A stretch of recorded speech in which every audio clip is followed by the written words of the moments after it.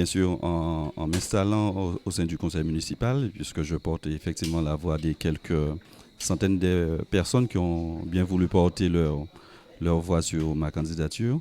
Et donc, je l'ai toujours dit, je l'ai souligné, et ma volonté, effectivement, de prendre des décisions pour l'avenir de la commune de Bouillante.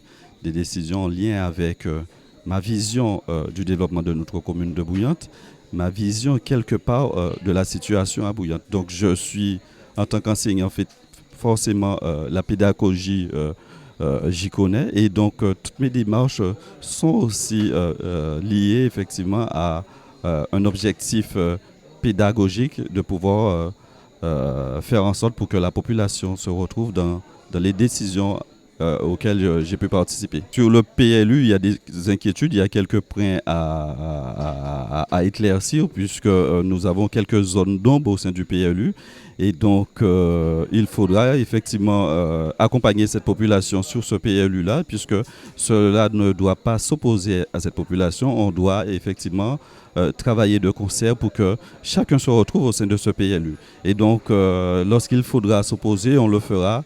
Et donc, bien sûr, avec l'ambition toujours que notre peuple se retrouve dans les démarches communales et dans les décisions politiques qui sont prises ici. J'ai été surpris que celles et ceux qui avaient posé plein de questions et qui, sur ma proposition, ont accepté que je fasse venir le parc aujourd'hui ne soient pas présents, mais bon, c'est pas bien grave, j'allais dire. Hein.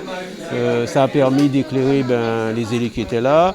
C'était retransmis en direct sur Facebook Live. Ça a permis de rassurer encore plus la population qui doit aujourd'hui comprendre que bon, voilà, l'adhésion à la charte du parc national n'apporte aucune contrainte de plus qu'il existe aujourd'hui. Je veux dire, s'il fallait faire un retour en arrière, c'était en 2009, il fallait s'opposer à ce qu'on crée une zone de cœur autour des îlets. Ça a été fait parce que les élus en place à l'époque n'ont pas fait ce qu'il fallait. Ça s'applique aujourd'hui à nous. Donc la zone de cœur autour des îlets, c'est une réserve, on ne pourra plus rien faire. Mais la vie continue sur le reste du territoire.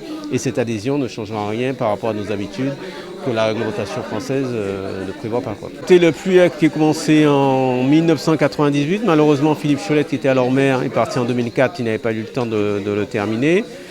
Les équipes qui sont arrivées n'ont pas été en mesure de terminer, donc nous avons repris le flambeau.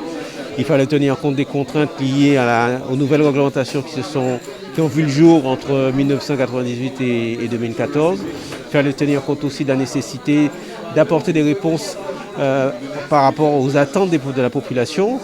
Ouvrir la construction, régulariser les zones qui n'étaient pas constructibles, sur lesquelles il y avait des constructions, et tout en tenant compte des observations de l'État, des services de l'État, puisque évidemment aujourd'hui le maire ne fait plus ce qu'il veut en matière de modification, de déclassement, et donc ça a pris du temps, le temps de la concertation qui est avec la population, qui est avec les services de l'État, et je pense qu'on a présenté un projet, on a arrêté un projet qui me paraît être équilibré, qui préserve les espaces agricoles, voire même l'augmente, puisqu'on a une augmentation des surfaces agricoles, une augmentation des surfaces constructibles.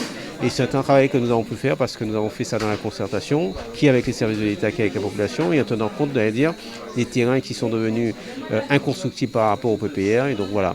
Évidemment, le SAR qui a été mis en place aussi, c'est un élément contraignant qu'il faut en tenir compte.